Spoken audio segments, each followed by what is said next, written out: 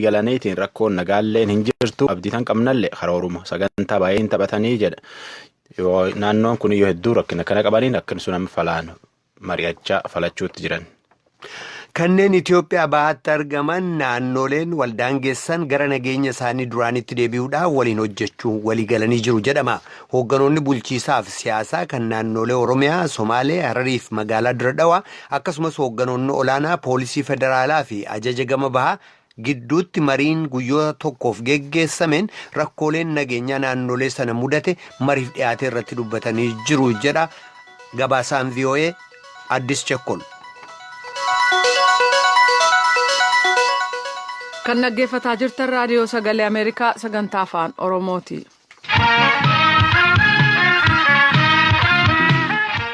Waajjira odeeffannoof tika nagaa Itoophiyaa duraaniif daayireektara akka turan obbo Geetaachoo Asaffaa to'annaa jala oolchuuf bulchiisa naannoo Tigraay waliin dubbataa akka jiran ta'uu waajjirri abbaa alangaa muummichi beeksisee jira. Gama kaaniin immoo ayyaana ganni kan kabajamuuf jiru kan Itoophiyaa sababaa gochuudhaan hidhamtoota 500 oliif dhiifamni kan godhamu ta'uu waajjirri kun beeksiseera. Gabaasa kana Iskindir Fireewoot erge tujube. Mootummaan federaala Itoophiyaaf mootummaan naannoo Tigraay dhimma Geetaachoo Asaffaa laalchisuudhaan gamanaaf gamas taa'uun wal dhaggeeffataa jiraachuu ragaaleen kaleessaa qabanii ba'an mul'isaniiru. Daayirektarri waajjiratti kan nagaaf odeeffannoo Itoophiyaa duraanii Geetaachoo Asaffaa to'annaa jala akka oolu mootummaa naannoo Tigraay waliin mariin geggeessamaa jiru hanga yoonaan xumuramin jiraachuu abbaan alangaa federaalaa beeksiseera. Dhiittaa mirga namaa hamaan kanneen shakkaman aangawoonni waajjiratti kan nagaa kabiroon to'annaa jala oolanii torbanneen hanga tokko booda waa'een obbo Geetaachoo Asaffaa dubbatamuu jalqabe. Gabaasa raawwatiinsa hojii baatii 5 dhiyeessuuf kaleessa paarlaamaatti kan argaman abbaan alangaa Biraanuu Tsaggaa'ee miseensota biraa gaaffii dhiyaateef ennaa deebii kennan dhimma isaa ifatti beeksisaniiru. Yakka dhiittaa mirga namaa hamaadhaan shakkamanii barbaadamaa akka jiran Geetaachoo Asaffaa hanga yoonaa to'annaa jala oolchuu dhabuu isaaniiti abbaan alangaa Tsaggaa'een kan ibsan. Naannoo Tigraay Maqalee keessa jiraachuu isaanii garuu dubbataniiru. Har'a gaazexeessotaaf ibsa kan kennan daayirektarri quunnamtii uummataa kan waajjira abbaa alangaa obbo Zinaabuu Tunnuus haalli shakkamaa kanaa maalirra akka jiru ibsanii jiran. የመረጃ ደህንነት ዋና ኃላፊ የነበሩት አቶ ጌታቸው አሰፋ በትግራይ ክልል መቀሌ እንደሚገኙ itti gaafatamaan waajjira odeeffannoof tika nagaa kan turan Geetaachoo Asaffaa naannoo Tigraay Maqaleetti kan argaman ta'uu abbaan alangaa muummichi mul'inatti ibsaniiru. Kanaaf yakkaan shakkamanii dhimmi isaanii murtiitti akka dhiyaatuuf ajaji hidhaa kan ba'e ta'uu mirkaneeffanneerra. Inni kabiroon namoota kana maaliif to'atamuu dadhabame ka jedhuuf abbaan alangaa ibsaniiru. Gama keenyaanis sababaa nuti dhiyeessinu tokko yakki hojjetame walxaxaa ta'uu laalchise yakkaawwan kana qulqulleessuuf yeroo fudhateera. Lammaffaan hoogganoota mootummaa olaanoo waan turaniif dhiibbaa qabaachuu danda'a. Kanarraan kan ka'e namoonni kun eessa akka jiran adda baafachuuf yaalii guddaan godhamaa ture jedhan. Obbo Geetaachoos ta'e shakkamtoota kabiroo murtiitti dhiyeessuuf yaaliin godhamu akka itti fufu obbo Zinaabuun ibsaniiru. ህዝብ ውስጥ መደበቅ አይቻልም። የትኞቹም ህዝቦቻችን የህግ በላይነትን ለማረጋገጥ የከፈሉት መስዋዕትነት uummata gidduu dhokachuun hin danda'amu. Uummati keenya eessa jiraatuyyuu olaantummaa seeraa eegsisuuf wareegama isaan baasan keessumaa uummata Tigraay wareegama inni baase salphaa miti. Olaantummaa seeraa kabachiisuuf wareegama hagasii uummati baase kanneen yakkaan shakkaman bobaasaa jala kaa'ee tura amantii jedhu hin qabnu. Dhugumatti qaamotiin kun yeroo dhiyoo murtiitti dhiyaatanii murtii seeraa akka argatan kanas manni murtii qofti kan murteessu ta'a. Qaamotii kana to'annaa jala oolchuuf lubbuun namaa baduun qabu sunutuun raawwatamin waliin taanee mari'achuudhaan bulchitoota naannoo waliin hojjechuudhaan shakkamtoonni kun seera duratti akka dhiyaataniif hojjetaa jirraa jedhan. Namni kamiyyuu jedhan obbo Zinaabuun aangoo siyaasaa sababa of harkaa qabu qofaaf yakka randeebiyaa yookaan dureessa waan ta'eef yookaan immoo aantummaa uummataan qaba jechuu qofaan uummata gidduu dhokatee ooluu danda'a adeemsi jedhu hin jiru akkas jennee sin amannu jedhan. Mootummaan Itoophiyaa obbo Geetaachoo ajaja hidhaa itti baasuun ka barbaadaman ta'uu isaaniis ennaa ibsu kun ka jalqabaati. Torbanneen dura to'annaa jala kan oolan yakka ilaalcha obbo Yaareed Zarihuun maqaa isaaniitti ennaa yakka ilaalcha obbo Yaareed Zarihuun ittaanaa isaanii maqaan isaanii irra deddeebi'ee tuqamuunis ibsameera. Dubbii himaa abbaa alangaa federaalaa garuu obbo Geetaachoon ka barbaadaman ta'uu durumaanuu ifaa goonee turree jedhan. Naannoo Tigraayitti dabarsee kennuu dide moo maaliif hanga yoonaa hin qabamne isa jedhuufillee deebii kennaniiru. አንደኛ የወንጀል ድርጊት ውስጥ ተሳታፊ መሆናቸውን መጠርጠር ከተጀመረበት ጊዜና በጥናታችንም ካገኘነው tokkoffaa gocha yakkaa keessatti hirmaattuu ta'uun shakkamuu erga jalqabee kaasee akkasumas bahii qorannaa keenyaarraa qabee akka barbaadaman irra deddeebi'ee himamaa ture. Namoonni kun aangoo mootummaa olaanaa keessa waan turaniif argamuun isaanii qoftiyyuu yeroo fudhata. Haala isaan keessa jiran baruunis qorannaa ofiisaa barbaada. Kana mara erga xumurree lafa isaan jiran baruu dandeenya. Bulchitoota naannoo waliin illee dubbataa jirraa jedhaniiru. Har'a waajjira abbaa alangaatti ibsi kenname dhimmootii adda addaas of keessaa qaba ture. Hidhamtoonni 500 ol ta'an dhiifamni godhamee fi gadhiifamuun illee tuqameera.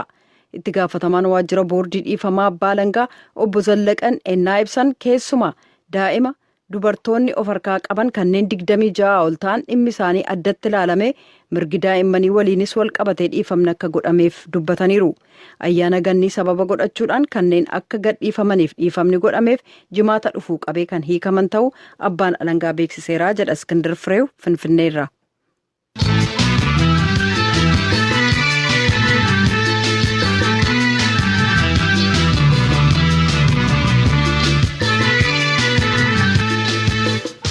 Gabaasa biraatti dabarraa namoonni 170,070 ol haleellaa hidhattoonni bulchiisa naannoo Somaalee Moyyaleetti geessaniin qeerraa baqatan gargaarsa tattamaa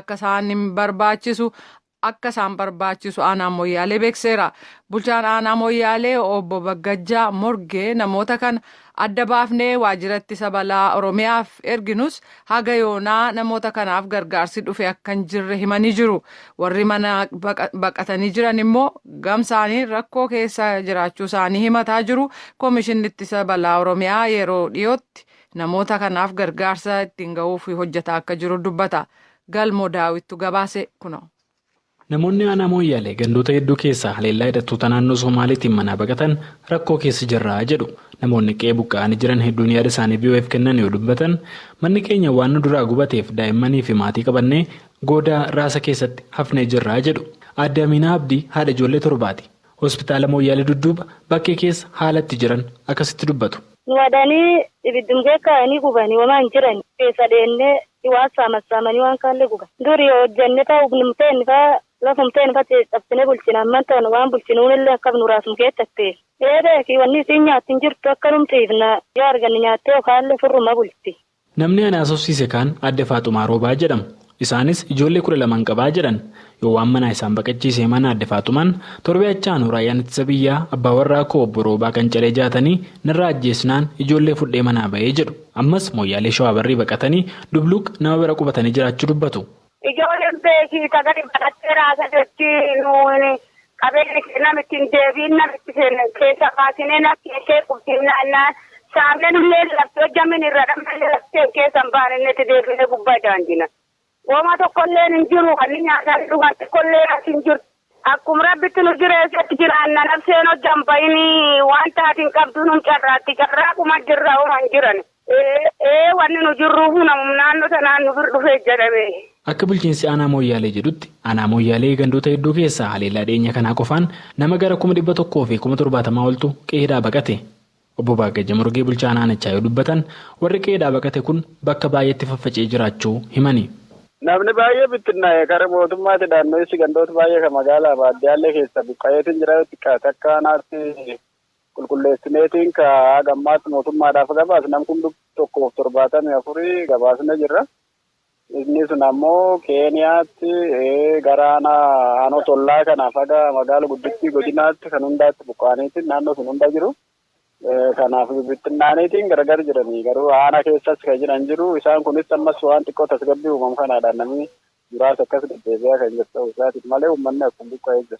Obbo Baggajjaa warra qe'ee baqateef gargaarsi dhiyaateef jira gaaffii jedhu gaafatamanii deebittaanu kana kennan. Gabaasneera wanni mootummaa olirraa tamma ammaatti nu dhaqqabu hin jiru. Galbaata gara dhufaa jira. Namni dhiyeenya kanatti inni odeeffannoo qabnu hin jira malee naannoo kanatti inni gargaarsi gubbaarraati baay'ee gad bu'u hin jiru. Naannoo godinaatti waan xiqqaa harka qaban tokko dhaqqabaniis suni namoota naannoo keessa jirutti waan harka qabnu dhaqqabsaati jirra. Innis waan gahaa namni halkan tokko lama akkas ittiin bulu malee gargaarsi haga ammaatti nu dhaqqabu hin jiru.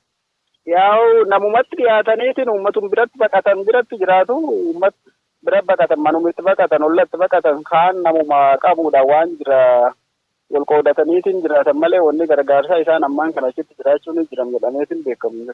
Akka obbo Baaggaji jedhanitti bulchiinsi aanaa Mooyyaalee namoonni kun gargaarsa malu akka argataniif gabaasa koomishinii ittisa balaa fi qophaa'inaa Oromiyaaf ergus deebiin garuu hin argamne. Gaaffii kana itti aanaa koomishiinarii koomishinii qophaa'inaa fi ittisa balaa Oromiyaa gaafannee turre. Obbo Garramoo Oliiqaa yoo gaaffii kanaaf deebii kennan akkas jedhan. Warri amma buqqa'an godinni akkuma nuuf kaasetti 170 olidha. Sana qofaayyuu miti godina Booranaa keessa durumaan idileedhaan sagantaa gargaarsaa keessa jiranii fi deemaa jiru 300 oli. Sana qofaa miti sagantaa wabii nyaataatiin illee warri gargaaraman ni jiru. Aanaa Mooyyaalee fi Gomolee irratti namoonni buqqa'an durumaan gargaarsa keessa jiran warri kun jedhanii kan ergan 12,000 fi ergameera. Kun nyaataa fi meeshaalee adda addaa jechuudha. Ammas warra buqqa'an 170 keessa namoonni gargaarsa duraan keessa hin jirre adda baheennaa nu qaqqabu saayitii isaan jiran irratti ergamaa fi jechuudha. Innaa akkasitti ergaa deemna. Ammaaf garuu karaa kamiiniyyuu gargaarsa hanga qaqqabutti akka rakkoon itti nammaanneefiniin akka dafee qaqqabamu immoo of eeggannoo godinarra jiru geessisaa jiruuni. Nyaata dabalataaf boqqolloon gahaa jira. Boqqolloo duubarra akka hanqinni bal'aan hin uumamne immoo nullee achi guuraa jirra waan ta'eef innillee akka qaqqabu goonachuudha. Kanaaf gara tokko qofaatiin miti karaa keenyaas karaa federaalaas achis humni jiru hundumaa of eeggannoo jirullee akkasitti yoo geessisan uummata kana xinnoo tasgabbeessuuf tursuu danda'ama waan ta'eef karaa hundumaa akka qaqqabuudhaan nuti hojjechaa jirra. Obbo Garramoon konkolaattonni gargaarsa kana geessan deemsa akka jalqaban himanii yeroo torbanii keessatti gargaarsi kun namoota kanaaf dhaqqabus dubbatanii jiru. Rakkoon Mooyyaaleen jiru kaan cufamuu hospitaala Mooyyaaleeti. Kunis torban kan ga'e yoo ta'u ogeessonni yaalaa hospitaalichaa irra deddeebiin dhukaasni hospitaalicha irratti waan dhuka'ee fi magaalaa lakkisanii ba'aniiru jedhan jiraattonni magaalattii. Biiroon eegumsa fayyaa Oromiyaa hospitaalli Mooyyaalee rakkoo nageenyaa irraa kan ka'e cufamuu mirkaneessee jira. Dr. Darajja Dhugumaa hoogganaa biiroo eegumsa fayyaa Oromiyaati. Waldhabbii naannoo Mooyyaalee uumame wajjin wal qabate rasaasaa fi akkasumas meeshaaleen waraanaa gurguddaan darbatamanii mooraa hospitaala Mooyyaalee keessa waan bu'aniif ogeessonni sodaa guddaa irraati kan ka'e hospitaala gadhiisanii baqatanii jiru. Keessumattuu hakiimota 10 kan naannoo sana turan hakiimonni kun sodaa guddaa waan qabaniif waan deddeebi'ees yaaliin adda addaa taasifamaa tureef rasaasnis dhufee waan mooraa keessatti lafa dha'aa tureef bahanii jiru. Isaan duubas immoo narsoonnis ogeessonni warraanis sodaa kan waan turaniif bahanii jiru. Kanaaf torban tokkoof hospitaalichi hojii dhaabuu danda'ee jira. Garuu dhukkubsataan immoo hamma danda'ametti buufataalee fayyaa naannoo sana jiraniif gara hospitaala itti siiqee jiru yaabeelloon akka deemee yaalamuu kan taasifamee jiru. Rakkoon kun dhugaadhaa qabatamaatiin jira garuu akka biirootis immoo hiikuudhaaf yeroo ammaa kana tarkaanfii tokko fudhachaa jirra. Dr. Darajjee hospitaalli kun yoom akka tajaajila kennutti deebi'u gaafadhee akkas jedhan. Akkuma beekamu isaanitti akka deebanamuuf tokkoffaa qaamni biiroorra jiru garbu'ee guyyaa lamaan kana qaama hawaasaa achi jiruu fi ogeessota achi jiran wajjiniin manarraa waamnee bakka adda addaatti bilbilaanis maatii isaanii bira kan deemanis jiru isaanii waamnee haasofsiisnee jirra. Haga danda'ametti quuqa uummataaf qabnu haala kamiyyuu gidduu keenya akka tajaajiluu qabnu irratti waliigalleetti kan jiru. Hakiimota saaluma kanaatiin akka isaan hojiitti deebi'anii fi itti himneetti kan jiru. Kana malees yeroo ammaa kana uumaan waraana biyyaas naannoo sana hin jira waan ta'eef egaa hojii nageenyaa cimsuun baay'ee barbaachisaa ta'a. Gama keenyaan garuu haala kam keessatti iyyuu dhukkubsataa tajaajiluun barbaachisaa hin ta'a waan ta'eef ogeessonni kutannoo qabaatanii akka isaan naannoo sana jiraniif yaalaa jirra. Kana malees mooraa hospitaalas akka deebi'ee qulqullaa'u qorichaa fi meeshaalee yaalaa barbaachisaa ta'an immoo biiroodhaa irratti akka deemuu fi irratti waliigallee jirra. Torban tokko keessatti gara tajaajila duraatti akka deebi'u carraaqnee hojjenna jechuudha. Haala nageenyaa amma Mooyyaaleen keessa jirtu yoo dubbatan bulchaan aanaa Mooyyaalee bulchiinsi isaanii humna raayyaa ittisa biyyaa nageenya magaalattii to'achuu dhufee waliin mari'ataa akka jiru himan. Gama naannoo Somaalee waan ta'aa jiru gaafannus humni raayyaa ittisa biyyaa as jiru marii fi waan waliin hojjetaa jiru mara isaanii waliinis raawwataa akka jiru qofaanuuf himaa jechuunis dabalanii obbo Baaggaja Morgee himanii jiran. Gabaasa Raadiyoo Sagalee Ameerikaaf Galmoo Daawit Naayiroobii.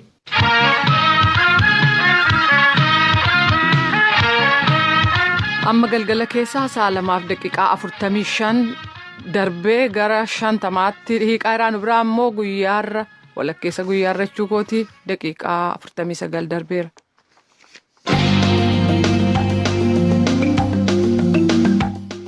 Barattoonni Yuunivarsiitii Wallaggaa kaampaasiin Shaambuu gosa barnootaa adda addaa barataa jiran beekamtii waan hin qabneef jecha yuunivarsiitii ammumaa falanuuf haa kennuu jedhu Kaampaasiin Shaambuu gama isaatiin komii barattoota kanaa fudhatama hin qabu jedha. Barattoonni haala amansiisaa hin taaneen akka kaampaasii Shaambuu deemnu taasifamnee jedhu 200 caalaan immoo komii isaanii fudhatanii Naqamtee mooraa guddicha dhaqaniyyuu deebii quubsaan arganne. Ministeerri barnootaa gamasaan yuunivarsiitichi dhimmicha qulqulleeffatee akka deebii kennu gaafateera. Naakoor Malkaatu Naqamteerraa erge.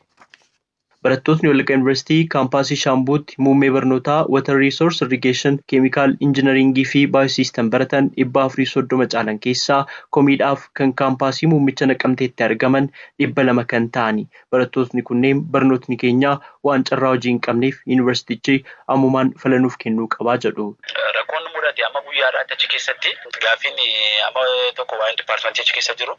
Onlaayinii ta'u beekamtii qabaachuu akka yuunivarsiitii kanaatti amma ammaatti beekamtiin qabu. Bulchiinsi yuunivarsiitii Wallaggaarra jiru hagammaatti waan nutti dhiyaate sun haasofsiisuu hin dandeenye. Kanaaf nuni abdii maalii qabna gaafa baanu yookiin agirii jedhamni agiriidhaan beekamaan jirru yookiin teknoodhuma sanaanu teknoon sun onlaayinii nuu ta'e barachaa hin jirru. Nuni yookaan barnootaan fayyadamaan taane teknoon achi jirru kun teknoo asitti deebine namni jiru asitti furmaata akka nuuf kennu.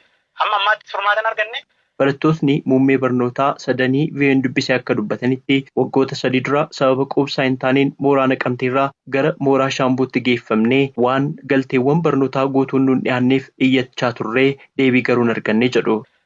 Teknooni mooraa Shaambuu deeme akka kootti akkuma birrii meetakii hatanii jedhee tayyaadha. Sababiin isaa ergi achi deemne qaamni achitti hin beeknu jedha. Biiroon barnootaa achitti hin beeku jedha. Nuni amma eessa jirra kan jedhu gaaffii dhumti guddaani. Kaampaasiin suni kan agiriidha akkamittiin dhaqan gara sanatti sochoonu nuni injiinaringiin as keessatti beekamaa yoo amma haala mijeeffannutti kan fedhe baay'ata ta'e waggaa tokko itti nuu turtaniitu isa booda achi as deebitu malee achitti barattu miti ammas keessatti haala tokko mijeeffannutti naan jedhan yeroo. Barattootni biroon waggoota darbanitti akka muummeewwan kunneen beekamtii qabaatanii carraa hojiis mijatuuf gaafatan sodaachifamaa turan jechuudhaan baranas yoo furmaata hin argatiin carraan keenyaa kanuma barattoota duraanii waan ta'uuf barnoota keenya addaan kutnee gara mooraa guddichaa dhufnee jedhu. Yeroo dheeraaf isaanii nu waamaati dhufanii nu naasofsiisanii dhimma kanarratti maaliif amma ammaatti deebii tokko argatiin jirra kan jedhuun bulchiinsa yuunivarsiitii Shaambuu jiranii isaaniin gaafachaa turreerra. Haa ta'u iyyuu malee numaadha kan isiniif xumuruu danda'u nuun jedhu malee isaan achi keessatti waa hundumaadhaan yoo barataan gaaffii tokko kaasuudhaaf jedhe gama ariisaatiin malee wayi tokkoon kan isaan nu doorsisaniitu achi keessa jiraachaa turre amma guyyaa irratti. Barattootni bara darbe eebbifaman rakkoowwan garaagaraaf saaxilamus barattootni kunneen dubbatanii jiru. Nu keessaatii amma mucaamte bal'een gaddaa eebbifamee baayosiistemii irraa bahe inni mataan isaa hidhameetidha kan akka inni nutti himetti. Ragaa sobaadha kuni haati isaa fidde waan jedhamuuni gurbaan sun mataan isaa qabameetti hidhaa tureetidha kan inni bahe. Diiniin kaampaasii Shaambuu Dr. Kaasaawun Gurmeessaa waa'ee komii ka'ee quba qabaachuu nutti himanii gosootni barnootaa jedhaman waan gosa barnootaa qonnaa wajjin walitti dhiyaataniif gara Shaambuu dhaqan jedhu beekamtii hin qabu kan jedhame dogongora ta'uu himanii carraa hojii wal qabatee garuu muummeewwan barnootaa biroo irrattis akka biyyaatti rakkoon jira jedhu. Komiin barattootni gama hanqina galteewwan barnootaa ilaalchisee kaasan illee kan fudhatama hin qabne jedhanii jiru. Siivil injiinaringii, makaanikaal injiinaringii, elektirikaal injiinaringii warra biqilootti beekaman iyyuu hojii dhabanii baay'ee ta'aa jiran kun haala biyyaa kan ol qabataa jira. Sababni ijoollee lama kaasan Shaambuutti dhaqnee barachuu hin qabu kan jedhudha. Guddina naannoo jibbuudhaan ijoollee tokko duubaan ijaarsan. Wanti guutamiyyuu bakki kan jira hin guutamee jira. Komii kana qabachuudhaan gara Wallaggaa Yuunivarsiitii damee muummicha deemnus barataa fi hawaasa yuunivarsiitichaan alaa eenyuyyuu hin seensifamu jechuun hojjettootni eegumsaa alatti nu ittisanii jiru. Pireezidaantii yuunivarsiitichaa Dr. Tamasgan Gaaroomaa bilbilaan argachuuf yaaliin godhe sababa walga'iin hin milkoofne. Bakka bu'ootni barattootaa kaleessa waaree booda isaan biraa beellama qaban ammoo pireezidaantichi mooraa Shaambuutti barattootni kunneen deebi'anii akka deebii eeggatan itti himuu nuuf himanii jiru. Ministeera barnootaa irraa Dr. Katamaa Masqalaa dhimmicha beekuu nutti himanii marii pireezidaantii kan yuunivarsiitichaa yeroo ammaa waliin taasisaniin akka dhimmichi qulqullaa'ee deebiin itti kennamu kallattiin taa'uu nutti himanii jiru. Erga komiin barattootaa kun qulqullaa'ee boodas waan lama keessaa tokkotu ta'a jedhu. Promoshiniin irratti hojjetamee kompiitara sarviisiin beekne kan jiru tokko ture. Isa yuunivarsiitiin akka qulqulleessee wanti beekamutti barreessinee waan turre kompiitara sarviisiin barreesseeraa garuu waajjiraalee qaamolee qaxaramatti ambaasee ta'uun promooshinii akka hojjetu kan jedhudha kan wanti jenne. Sun ta'uu baate immoo akka qoratamee seeneettiidhaa dhihaate cufamuutti gahuu akka danda'udha kan wanti jenne. Kan ammoo kan murteessuu danda'u waan seeneetii yuunivarsiitii malee ministeera barnootaa yoo kan gabaa dhabuu ta'e akkam goona kan jedhu kana qoranneetiniin furmaata kenninaadhaan kan wanni jedhama. Raadiyoo Sagalee Ameerikaaf Naakoor Malkaa Naqamteerraa.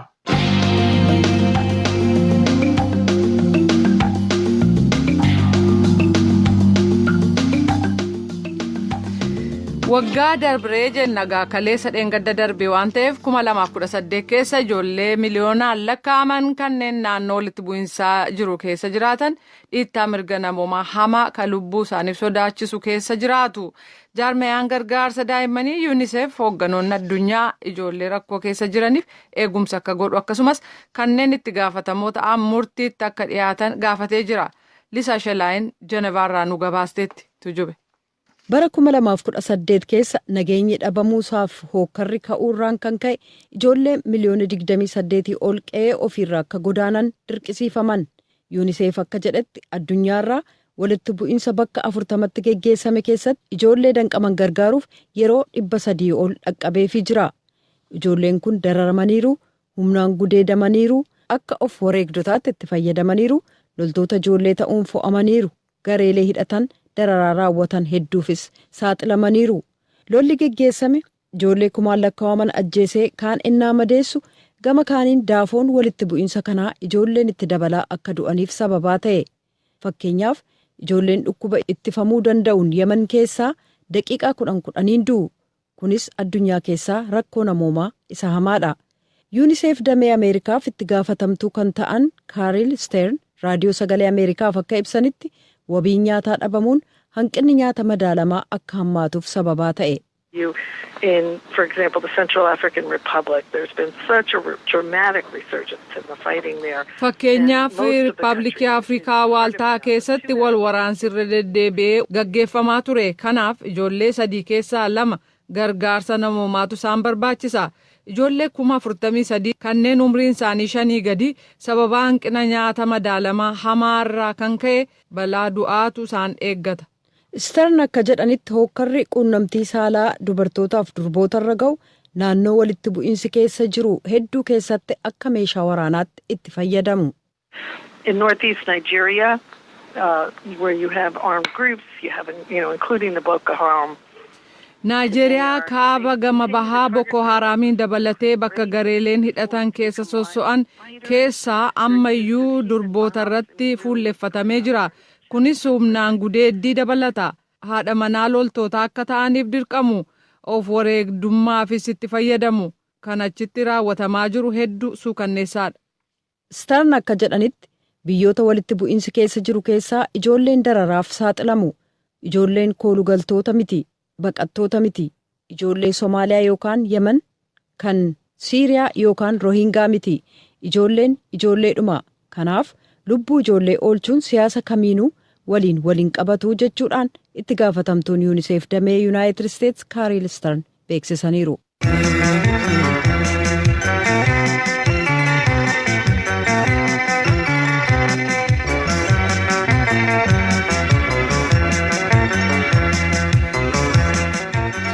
Egaa kanarraaf jenne kanuma sirba kanaan nagaa isinitti dhaamna. Nagaatti bulaa amma sagantaa afaan Amaaraatti itti fufu.